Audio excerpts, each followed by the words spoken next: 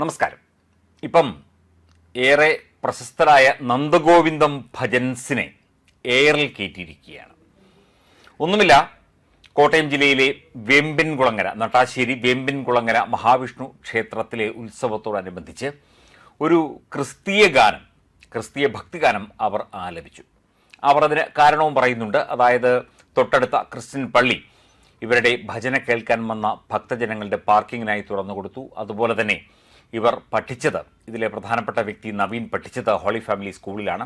അവിടെയുള്ള നിരവധി അധ്യാപകരുമൊക്കെ ഈ ഭജന കേൾക്കാൻ എത്തിയിരുന്നു. അപ്പോൾ ക്രിസ്തീയ വിശ്വാസപ്രകാരമുള്ള ഒരു പാട്ട് പാടുന്നു എന്ന് പറഞ്ഞാണ്.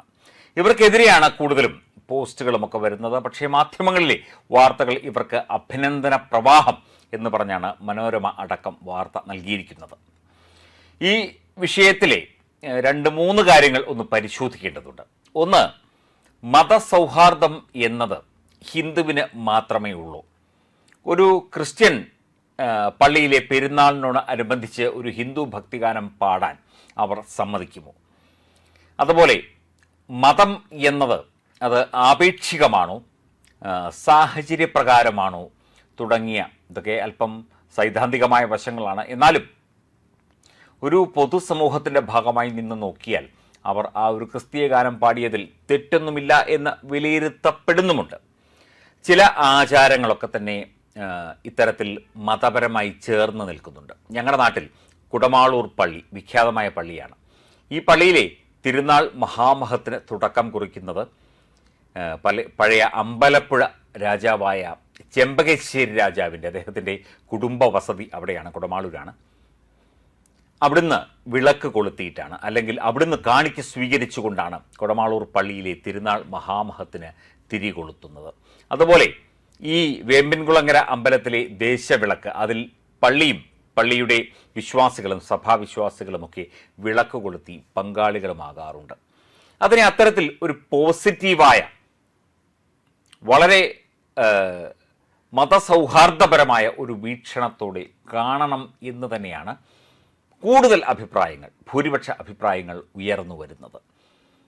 ക്ഷേത്രങ്ങൾ ഹിന്ദു ഭക്തി ഗീതങ്ങൾ പാടാനുള്ളതാണ്, അല്ലെങ്കിൽ ഗാനമേള ട്രൂപ്പ് എന്ന് പേരിട്ടുള്ളൂ, ഭജൻസ് എന്ന് പേരിടേണ്ട. മാത്രമല്ല, ഹിന്ദുക്കൾ നിങ്ങളെ ക്ഷേത്രങ്ങളിലും മറ്റ് പരിപാടികളിലും ഹിന്ദു സംഘടനകളുടെ പരിപാടികളിലും വിളിക്കാതിരുന്നു കഴിഞ്ഞാൽ തീർച്ചയായിട്ടും നിങ്ങളുടെ അപ്രശസ്തിയും പേരുമൊക്കെ തന്നെ വൈകാതെ ഇല്ലാതാകും. തോളത്ത് കയറ്റിയവർക്ക് വലിച്ച് താഴെയിടാനും അറിയാം തുടങ്ങിയ ധാരാളം കമൻറ്റുകളും ഒക്കെ ഈ ഒരു വാർത്തയോട് ആളുകൾ പ്രതികരിക്കുന്നുണ്ട്.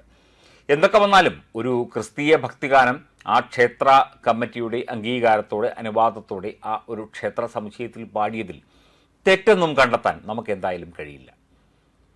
പണ്ടുകാലത്ത് ഇതൊക്കെ തന്നെ സ്വാഭാവികമായി എല്ലാ പള്ളിയിലെ പരിപാടികളിൽ ഹിന്ദു വിശ്വാസികൾ കടന്നു പോകും. അതുപോലെ ഉത്സവപ്പറമ്പുകളിൽ ക്രിസ്തീയ വിശ്വാസികൾ പരിപാടികൾ കാണാൻ വരും. ക്രിസ്ത്യൻ മാനേജ്മെൻറ്റ് സ്കൂളുകളിൽ കൂടുതലും ഹിന്ദുക്കളായിരിക്കും പഠിക്കുന്നത്, ഹിന്ദു കുട്ടികളായിരിക്കും പഠിക്കുന്നത്.